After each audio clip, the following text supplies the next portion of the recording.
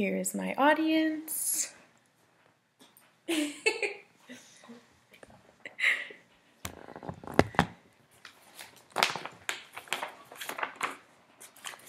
On March 18th, 2015, my high school passed a unanimous vote of approval that implements random drug testing for students in grades 7 through 12 that participate in voluntary activities.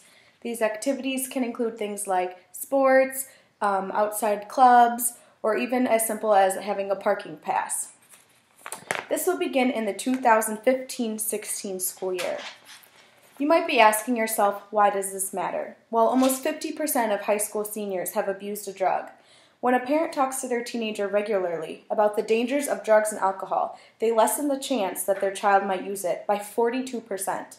However, only 25% of teens report on actually having this conversation with their parents. A little over a year ago today, I was waiting in line with most of my high school to pay our respects to an amazing young man and friend who graduated with us just the year before. He was just one of the many that died from a heroin overdose from my hometown last year. I know that this can be a very controversial debate, especially when it comes to young people, but I'm here to talk to you about the 3 reasons why I believe it should be mandatory for schools to randomly drug test students. Today I will talk about the effects drugs can have on a person, not only individually but also on their families, why it is important to test adolescents at such a young age, and also some of the benefits that come along with drug testing in schools. After this speech, I hope you all just take a minute to think about the harmful effects that drugs can have on an individual and how much more ruthless it can be when they have an effect on a younger child. The Office of National Drug Control Policy states, thanks to advances in medical technology, researchers are now able to capture pictures of the human brain under the influence of drugs.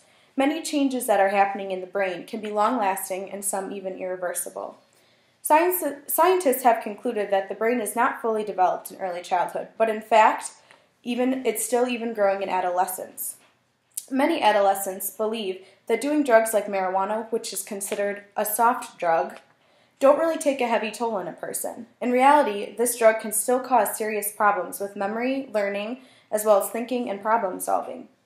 The National Institute on Drug Abuse states in their article, families cannot always count on their child who is addicted to drugs. The child might be coming home late or not at all. They might not be focused on family life, but instead of how fast they can get this drug or how fast they can get money to receive this drug. While drugs can affect anyone, the effect they have on an adolescent is crucial, and that is why I will talk to you now about the importance of drug testing at a young age.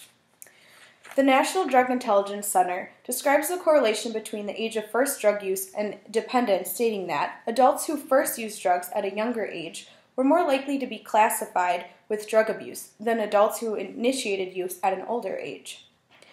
An example would be if an adult 18 or older tried marijuana at age 14 or younger, 13% of them are actually now drug abusers, compared to if they tried it at 18 years or older, only 2.8% of adults would be a drug abuser.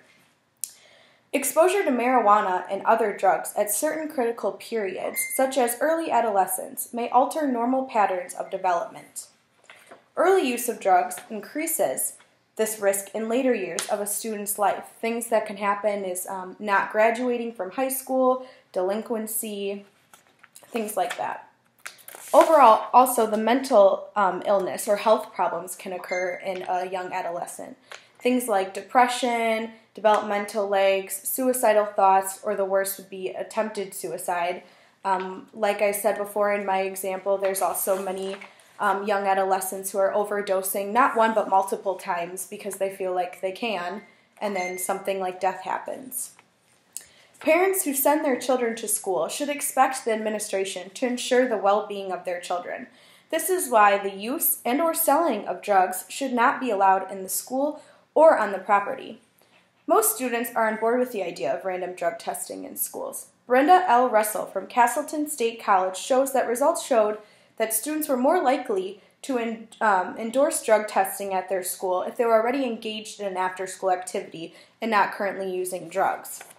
They also did not believe that implementing this testing would affect participation in any school activities. Obviously, the results looked a little different for the students who were not engaged in activities or might have been using drugs or alcohol. Peer pressure is definitely the greatest cause of kids trying drugs. If by testing the athletes or other student leaders for drugs, the rest of the student body is more likely to follow suit. That is why I believe our high school is deciding to test not only our athletes, but also the other students who might participate in any other activity.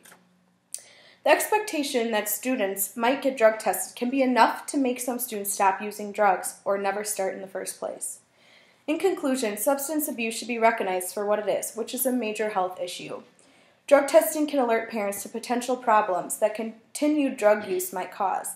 Once a drug problem has been identified, intervention and treatment can then begin.